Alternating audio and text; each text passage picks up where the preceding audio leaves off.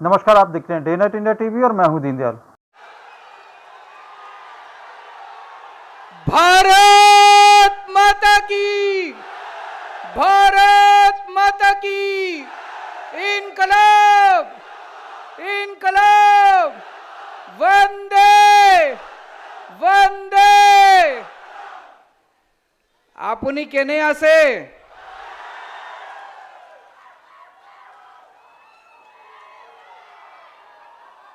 आप लोगों में जितनी एनर्जी है, जितना उत्साह है, जितनी जोर से आप बोल रहे हैं, ऐसा लग रहा है कि आज ही आप हेमंत बाबू की सरकार उखाड़ के फेंक देंगे। अभी सब्र रखिए, अभी थोड़ा टाइम है सरकार उखाड़ने में, अभी सब्र रखिए। दोस्तों,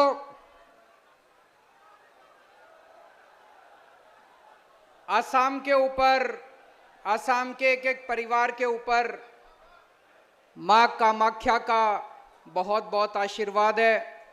सबसे पहले मैं मां कामाख्या के चरणों में वंदना करता हूं। श्रीमंत शंकर देव जी और उनके शिष्य श्रीमंत माधव जी, उनका आसाम के विकास में, आसाम में बहुत बड़ा योगदान रहा। उनको मैं नमन करता हूं। आसाम समाज में भाईचारे के साथ हिंदू, मुस्लिम, सिख, ईसाई, सभी धर्म, सभी जाति के लोगों को एक साथ लेके उन लोगों ने आसाम का विकास किया। ज्योति प्रसाद अग्रवाल जी, विष्णु प्रसाद राभा जी, डॉक्टर भूपेंद्र हजारिका, इन सब लोगों ने पंजाब की आसाम की संस्कृति, साहित्य, संगीत में अपना बहुत योगदान दिया। इन सब लोगों को मैं अपनी बात रखने के पहले नमन करता हूं। आसाम को भगवान ने सब कुछ दिया है। भगवान ने इतने पहाड़ दिए, नदियां दी, इतना पानी दिया, ब्रह्मपुत्र नदी दी, इतना अच्छा मौसम दिया, इतनी हरियाली दी। जब भगवान ने आसाम को बनाया तो भगवान ने कोई कसर नहीं छोड़ी। इतना सब कुछ दिया भगवान ने, कोयला दिया, मिनरल्स दिए, लेकिन इन सारे नेताओं ने और इन सारी पार्टियों ने मिलकर सब बर्बाद कर दिया। आज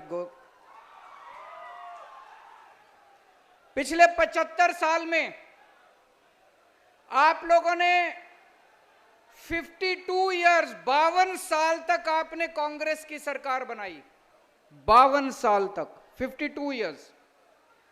10 साल आपने असम गण परिषद की सरकार बनाई और पिछले 7 साल से भारतीय जनता पार्टी की सरकार बनाई। कम नहीं होते इतने साल। आपने इनको अपना विश्वास देने में, वोट देने में कोई कसर नहीं छोड़ी, कोई कसर नहीं छोड़ी। लेकिन आज मैं आप लोगों से पूछना चाहता हूं, आपको बदले में क्या मिला? इतने साल आपने इन लोगों को वोट दिया, कांग्रेस को वोट दिया, असम गण परिषद को वोट दिया, भारतीय जनता पार्टी को वोट दिया। इन पार्टियों ने आपको क्या दिया? धोखा दिया। जिसको मौका मिला उसने लूट लिया, जिसको मौका मिला उसने लूट लिया। लूटा कि नहीं लूटा? हार के, इन पार्टियों से तंग आके आज 3.5 करोड़ आसाम के लोगों ने हम लोगों को न्योता दिया आसाम आने के लिए। मैं आप सब आसाम के लोगों का बहुत बहुत आभारी हूं। आपने इतना प्यार, इतने मान, इतने सम्मान के साथ मुझे, भगवंत मान साहब को, आम आदमी पार्टी के लोगों को आसाम में बुलाया। 2016 में हेमंत बाबू की सरकार बनी थी।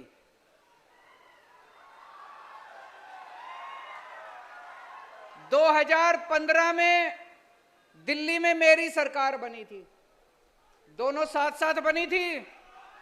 2015 में दिल्ली में मेरी सरकार बनी थी, 1 साल के बाद 2016 में हेमंत बाबू की सरकार बनी थी।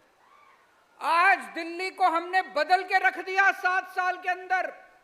स्कूल, अस्पताल, बिजली, पानी, सड़कें, शानदार दिल्ली बना दी हमने। हेमंत बाबू ने क्या किया 7 साल में?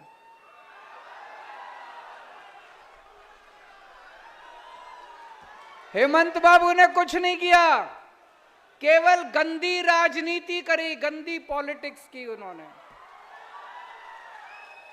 अभी आज मेरे को असम आना था, 2 दिन से धमकी दे रहे हैं हेमंत बाबू टीवी चैनल के ऊपर। 2 दिन से धमकी दे रहे हैं, केजरीवाल आएगा मैं जेल में डाल दूंगा।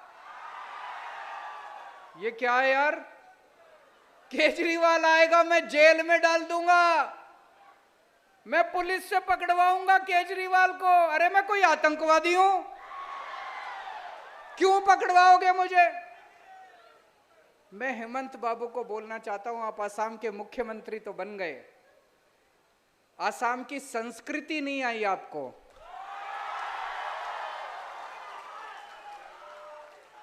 असम के लोग बहुत अच्छे हैं, असम के लोग बहुत प्यारे हैं, असम के लोग अपने अतिथि का स्वागत करते हैं। असम के लोग अतिथि आता है तो अपने घर ले जाके खाना खिलाते हैं, चाय पिलाते हैं, आदभगत करते हैं। असम के लोग जेल भेजने की धमकी नहीं देते। तो मैं हेमंत बाबू से निवेदन करता हूं, आप मुख्यमंत्री बन गए, थोड़ी सी असम की संस्कृति सीख लीजिए आप। और आज इस मंच से मैं हेमंत बाबू को आमंत्रण देता हूं कि जब दिल्ली आए तो मेरे घर चाय पीने के लिए आइएगा। अगर समय मिले तो थोड़ा खाना खाने के लिए भी आइएगा। मैं आपको दिल्ली घुमाऊंगा अपनी गाड़ी में। आपने तो 7 साल में कुछ नहीं किया, मैं आपको दिखाऊंगा दिल्ली में हमने कितने शानदार स्कूल बना दिए। मैं आपको दिखाऊंगा दिल्ली में कितने शानदार मोहल्ला क्लिनिक बना दिए, अस्पताल बना दिए।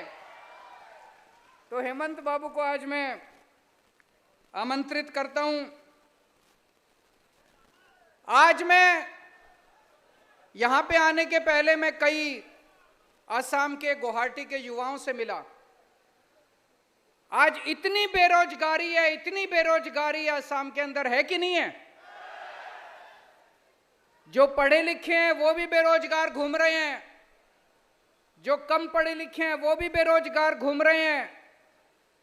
एक एक युवा चीख चीख के कह रहा है कि मेरे को रोजगार चाहिए, मेरे को रोजगार चाहिए, मेरे को रोजगार चाहिए। हेमंत बाबू के पास टाइम नहीं है उनकी चीख सुनने का। हेमंत बाबू ने पिछले चुनाव के पहले बोला था हम बेरोजगारी दूर करेंगे, बेरोजगारी दूर हुई? सरकार कहती है 25 लाख बेरोजगार हैं असम के अंदर। 25 लाख नहीं है, कम से कम 50 लाख से ज्यादा बेरोजगार है असम के अंदर। लेकिन क्या किया इन्होंने बेरोजगारी दूर करने के लिए? कुछ नहीं किया इन्होंने। इनसे तो पेपर नहीं होते, पेपर करते हैं, पेपर लीक हो जाते हैं इनके। पेपर लीक इनसे, जिस सरकार से पेपर नहीं होते वो क्या सरकार चलाएंगे? जिनसे पेपर नहीं होते, एक छोटी सी चीज पेपर नहीं होते, वो क्या सरकार चलाएंगे?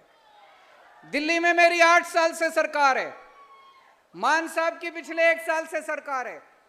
दिल्ली में तो पेपर लीक नहीं हुए आज तक एक भी। पेपर लीक क्यों होते हैं? कोई ना कोई अंदर बैठ के मिला हुआ है कि नहीं है? कोई ना कोई अंदर पेपर बेच रहा है। पेपर ऐसे ही थोड़ी लीक हो जाता है कि उड़ के चला गया बाहर। पेपर लीक होता है क्योंकि कोई पेपर बेच रहा है, कोई आपके बच्चों का भविष्य बेच रहा है। किसी को सजा मिली आज तक? किसी को सजा नहीं मिली। क्यों? ये लोग मिले हुए हैं। ये लोग दिल्ली के अंदर पेपर लीक नहीं होते, पंजाब के अंदर पेपर लीक नहीं होते, क्यों? क्योंकि दिल्ली में ईमानदार सरकार है, पंजाब में ईमानदार सरकार है। दिल्ली में पिछले 7-8 साल में मैंने 12 लाख बच्चों के लिए रोजगार का इंतजाम किया, 12 लाख बच्चों के लिए। हम ईमानदार लोग हैं, 24 घंटे जनता के बारे में सोचते हैं। जनता, एक आम आदमी के घर में आज उसका घर नहीं चल रहा, इतनी महंगाई हो गई है, बच्चे बेरोजगार हैं। एक जनता का दर्द समझते हैं हम लोग। 12 लाख बच्चों को मैंने रोजगार दिए। 1 साल हुआ है भगवंत मान को, 1 साल में 28,000 सरकारी नौकरियां इन्होंने दे दी बच्चों को। हमें रोजगार देना आता है। आम आदमी पार्टी की सरकार आएगी तो आसाम के एक एक बच्चे को रोजगार दिया जाएगा दोस्तों। और जिस स्पीड से हेमंत बाबू रोजगार दे रहे हैं, मुझे लगता है 100 साल लगेंगे कम से कम सबको रोजगार देने के। आज शिक्षा का बुरा हाल है। अभी अभी मान साहब ने बताया कि इनके परिवार में किसी ने स्कूल बनवाया, अपना प्राइवेट स्कूल। किसने स्कूल बनवाया? इन्होंने। इनके परिवार में स्कूल बनवाया है किसी ने, प्राइवेट स्कूल। बताते हैं लाखों रुपए फीस है। जिस प्रदेश के मुख्यमंत्री की पत्नी प्राइवेट स्कूल चलाएगी,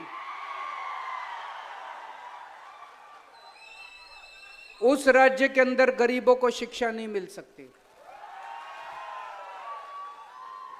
उस राज्य के अंदर कभी सरकारी स्कूल ठीक नहीं होंगे। दिल्ली में भी पहले यही होता था, पंजाब में भी पहले यही होता था। जितने नेता थे, नेताओं के स्कूल चलते थे, बड़े बड़े फलाना स्कूल, ढिमका स्कूल, इतने बड़े बड़े प्राइवेट स्कूल, लाखों रुपए की फीस होती थी। जानबूझ के इन पार्टियों ने, इन नेताओं ने सरकारी स्कूलों का बेड़ा गर्क कर दिया, सरकारी स्कूल बर्बाद कर दिए, ताकि हर आदमी मजबूरी में अपने बच्चों को प्राइवेट स्कूल में भेजना चालू करे। है कि नहीं है? जानबूझ के। और हर साल प्राइवेट स्कूल में फीस बढ़ाते हैं, हर साल प्राइवेट स्कूल में फीस बढ़ाते हैं। हमारी सरकार आई, हमारे किसी एमएलए का स्कूल नहीं चलता, पंजाब में किसी एमएलए का स्कूल नहीं चलता, किसी नेता का स्कूल नहीं चलता। हमने सारे सरकारी स्कूल शानदार बना दिए दिल्ली के अंदर। मैं आप लोगों का आमंत्रण देना चाहता हूं, आप लोग आइए, जब भी दिल्ली आए आप लोग हमारे सरकारी स्कूल आके देखिएगा। सरकारी स्कूल, एक बार दिल्ली के सरकारी स्कूल देखना, कितने शानदार सरकारी स्कूल बन गए। अब दिल्ली के अंदर पिछले साल 12वीं के नतीजे 99.7% नतीजे दिल्ली के सरकारी स्कूलों के आए थे। हमारे दिल्ली के सरकारी स्कूलों के बच्चे डॉक्टर बन रहे हैं, इंजीनियर बन रहे हैं, रिक्शे वाले के बच्चे, मजदूरों के बच्चे। लोग अपने बच्चों को प्राइवेट स्कूल से निकाल निकाल के सरकारी स्कूल में भर्ती करा रहे हैं दिल्ली के अंदर।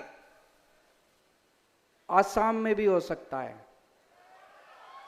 चाबी आपके हाथ में, आपको बटन दबाना है। झाड़ू का बटन दबाओगे तो आपके बच्चों का भविष्य बन जाएगा। यहां पे गुवाहाटी में मुझे बताया एक ही सरकारी अस्पताल है, गुवाहाटी मेडिकल कॉलेज, और वहां पे लंबी लंबी लाइनें लगी पड़ी हैं। पूरे आसाम के अंदर जितने सरकारी अस्पताल हैं, डिस्पेंसरी है, सबका बुरा हाल है। मशीनें काम नहीं करती, छतें टूटी पड़ी हैं, दवाइयां मिलती नहीं हैं, टेस्ट होते नहीं हैं। दिल्ली के अंदर भी पहले यही हाल था। आज दिल्ली के सरकारी अस्पताल सारे एयर कंडीशनड अस्पताल कर दिए हम लोगों ने। सारी दवाइयां मिलती हैं, सारे टेस्ट होते हैं, सारी मशीनें काम करती हैं। गली गली के अंदर मोहल्ला क्लिनिक खुलवा दिए। अब आप चाहे अमीर हो या गरीब हो, अगर आपके घर में कोई बीमार होता है, दिल्ली में उसका सारा इलाज मुफ्त होता है, उसकी दवाइयां भी मुफ्त, उसके टेस्ट भी मुफ्त। उसके आसाम में भी हो सकता है।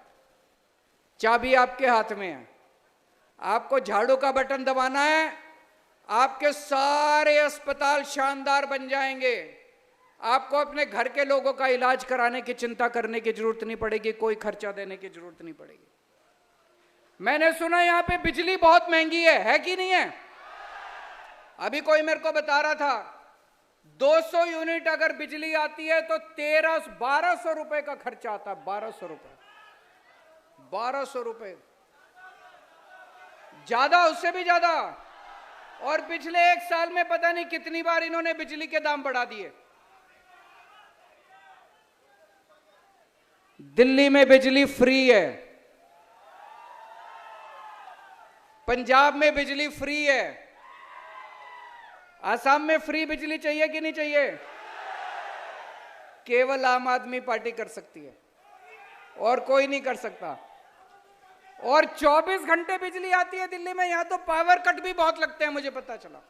बिजली जाती बहुत है, जाती है कि नहीं जाती? गांव गांव के अंदर बिजली नहीं आती यहां पे। 24 घंटे बिजली, फ्री बिजली, एक चमत्कार है।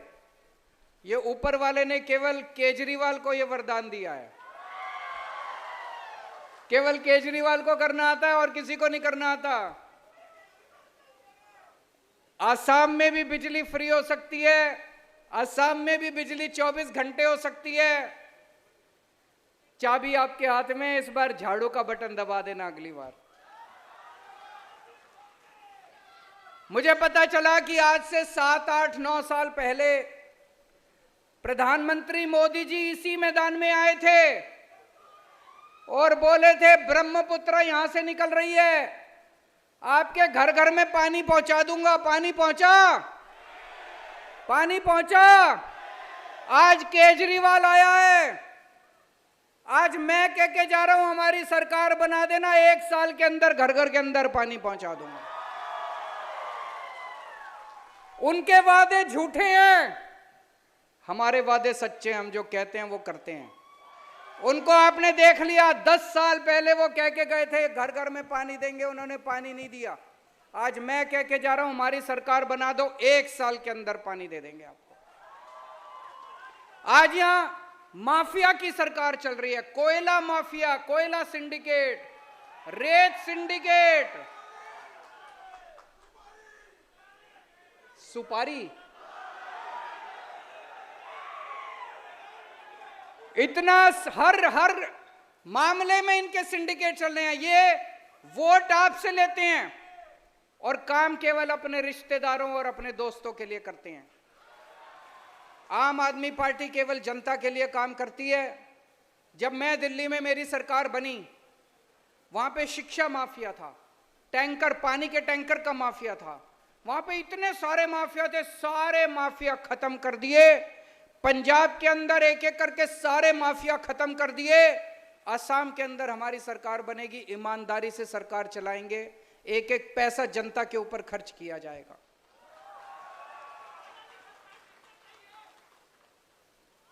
मैं देख रहा था कि असम का बजट 3.25 लाख करोड़ रुपए का बजट है असम का।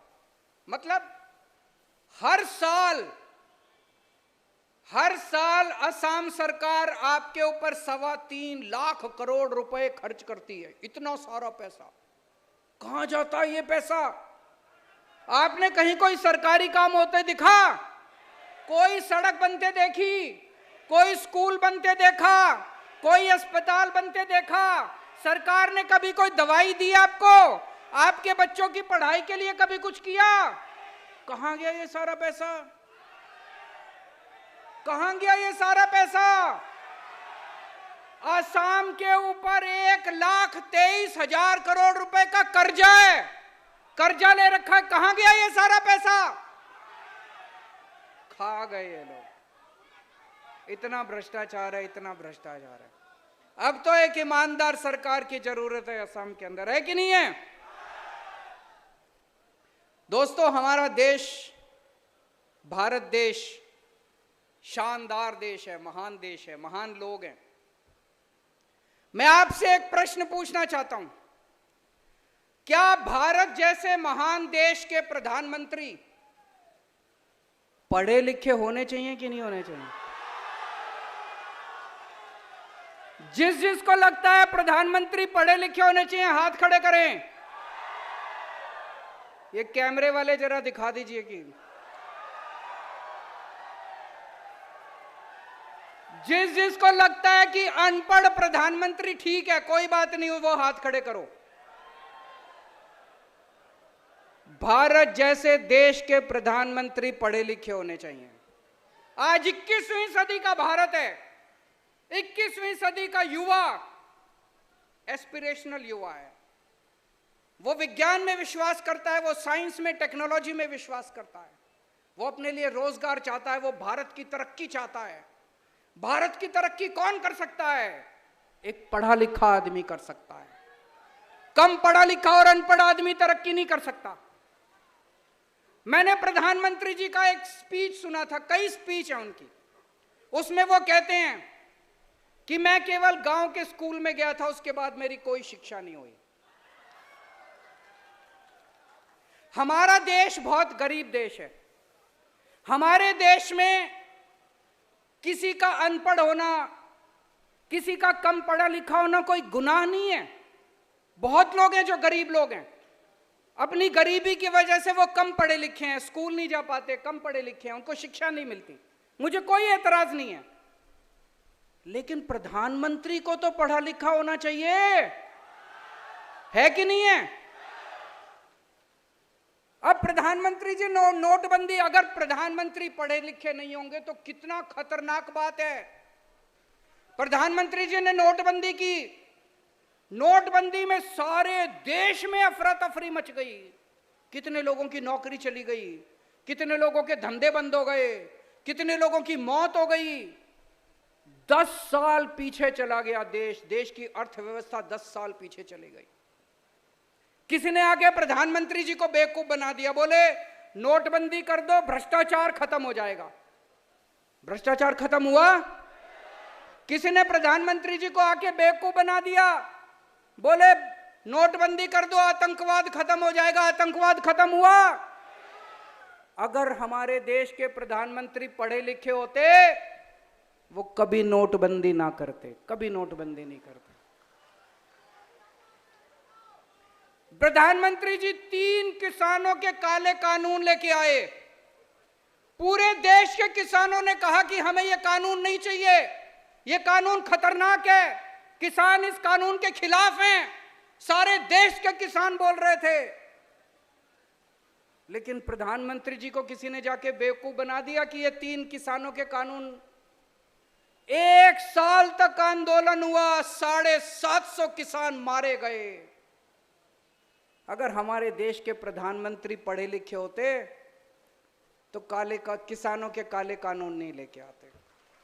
तो भारत देश को एक पढ़े लिखे प्रधानमंत्री की जरूरत है। अगली बार वोट डालने जाओ तो पढ़े लिखे को वोट देना, अनपढ़ को वोट मत देना। आप अपनी कहीं कंपनी में अप्लाई करते हो तो कंपनी वाले कहते हैं ना, इस पोस्ट मैनेजर के लिए, इस पोस्ट के लिए ये डिग्री चाहिए, एमबीए चाहिए, बीए चाहिए, एमए चाहिए। तो अगर अपनी कंपनी के मैनेजर के लिए बीए, एमए, एलएलबी की डिग्री चाहिए तो देश के टॉप के मैनेजर के लिए भी तो डिग्री होनी चाहिए ना, वो भी तो पढ़ा लिखा होना चाहिए ना। आज आप इतनी भारी संख्या में आए, इतना प्यार दिया, मुझे समझ नहीं आ रहा मैं आपका एहसान कैसे चुकाऊं। पर अब मेरा आना जाना लगा रहेगा आसाम में, और फिर से मैं आसाम के सभी लोगों को प्रणाम करता हूं। जय आई अखोम।